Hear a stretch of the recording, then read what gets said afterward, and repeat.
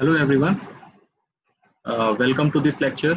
So in this lecture, we will study another important ingredient of concrete, and that is water and admixtures. So these are the content which we will discuss in this lecture. So this presentation I have already shown you. So this time we are going to discuss another important ingredient of concrete, that is water and admixtures. Well, in the traditional concrete, we do not consider admixture as the ingredient, but if we talk about the contemporary concrete, which I mean the recent concrete which we use nowadays, in that admixtures is an integral part. So without admixture, we do not make the concrete, and it is also not recommended. So in the construction work, in the concrete, we are supposed to use admixture. So there are various admixtures which are used to enhance the property of concrete. So we will discuss about them in today's lecture. So talking about the water first.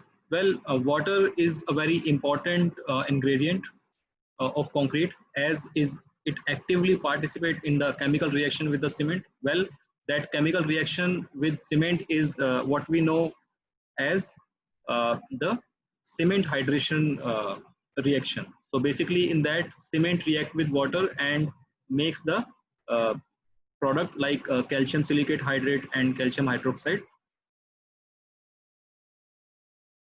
So role of water, as we know that it has a very important role, which is hydration of cement. It also plays a very important role in the workability of concrete. Basically, water is used in making the concrete, so that concrete becomes to lubricate the concrete, so that it can be worked easily. It can be poured in the mold easily to get the desirable shape of the elements of the structure. So amount of water in concrete and water to cement ratio, these are the very important aspects. How much water we are using in the concrete, that is again a very important aspect, because if we add more water than required, then concrete may have a less strength than the required. So that is why amount of water is very important. If we add too much water, it may reduce the concrete strength, because ultimately it will make concrete porous, less dense, and ultimately the strength of concrete will be less. So how much water is required in hydration process, that we need to understand. So on an average, if we, on an average, if we check how much water is required for the reaction, for the chemical reaction with cement, so it's about 23% of water is required uh, for chemical reaction with Portland cement. So this 23% of water is by weight of the cement. So this much water is required for the cement grains to react completely. Beside this, certain quantity of water is also required, as this certain quantity of water, it is imbibed within the gel pores, which is known as gel water. I will show you that with the diagram.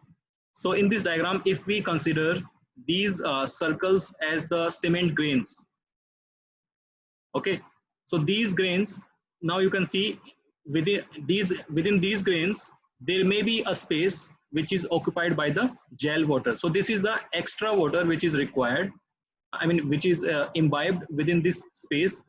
Beside this outer water, this is the water which we count in the 23%. But this gel water is more than, this gel water is excluding the 23% of water. So this gel water is an added water. So how much water is required? So this is about a 15% of water. So it can be said that bound water and gel water, they are, this water we will call it this water as bound water, and this is the gel water. So this bound water and gel water, they are complementary to each other. And if the quantity of water is inadequate to fill up the gel pores, the formation of gel itself will stop. And if the formation of gel stops, there is no question of gel pores being present. So that is why it has been further estimated that about 15% by weight of the cement is required to fill up the gel pores. So extra, in addition to this 23%, extra 15% is percent of water is required to fill up these gel pores. So ultimately, we can say that about 23 plus 15%, which is 38%. So about 38% of water is required for complete cement hydration process. So this is the percentage of water that is being required for the cement hydration process. If we add water more than this, then there may be a formation of cavities which will ultimately make concrete porous. And if concrete is porous, then it will be less dense and the strength of concrete will be affected.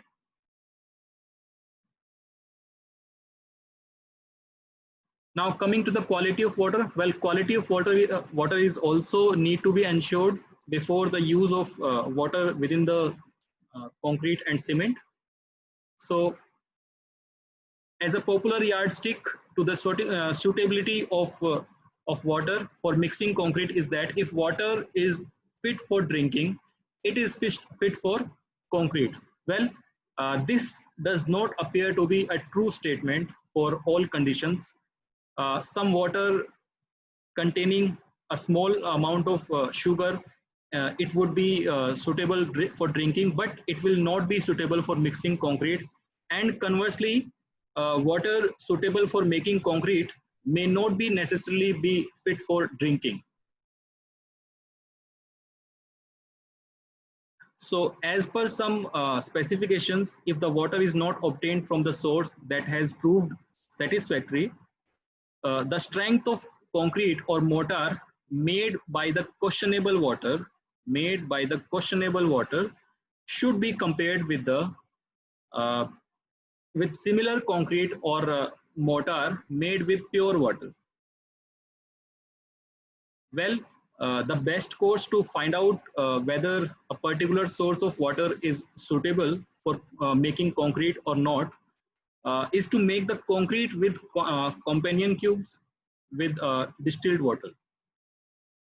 So what we can do is we can make the concrete cubes with the questionable water, and we can make the concrete cubes with the pure water or the distilled water. Well, distilled water is a water which is not mixed with any chemical compound. So distilled water is the purest form of water, and it is not including any minerals or any chemical compounds. So if we make concrete with distilled water, then it will be treated as an ideal specimen using the ideal water. So if we have another source of water, or if we have a water, what we can do is we can make the concrete using the questionable water and the distilled water, and then we will compare the strength, 7 days strength and 28 days strength. If it is equivalent, or say if the strength of concrete by questionable water, if it is up to the 90% of the strength of this distilled pure water concrete, then it is acceptable. Otherwise, we will reject that water. Okay.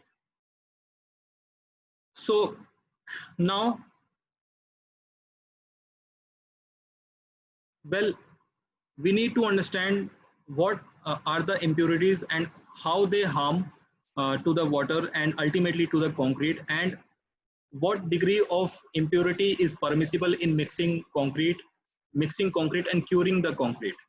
So there are some specifications which are being given in the IS code, which is Indian Standard Code. So we will discuss about them, what is their effect on the concrete and what is the limitation of those concrete.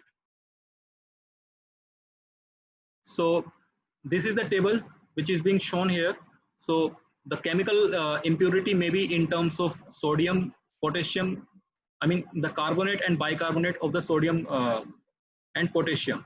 So this carbonate and bicarbonate of sodium and potassium, they affect the setting time of the cement. Similarly, now coming to the another impurity, which is chloride. So this chloride is present in the brackish water. Well, brackish water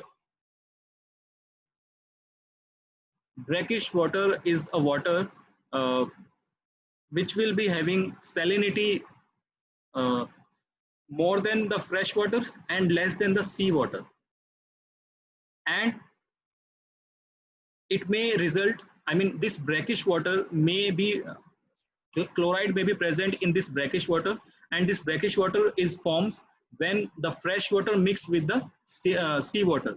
So ultimately in the sea water chloride is present, but when the fresh water is mixed with sea water, then this chloride is also present in the brackish water. So the amount of chloride present in the sea water is more than the amount of chloride present in the brackish water. So there is a limit of chloride for the brackish water, which is 10,000 ppm. So it should not be more than 10,000 ppm. ppm means part per millions. So it should not be more than 10,000 ppm. Okay, so that is the limit which is being given by the specification. Then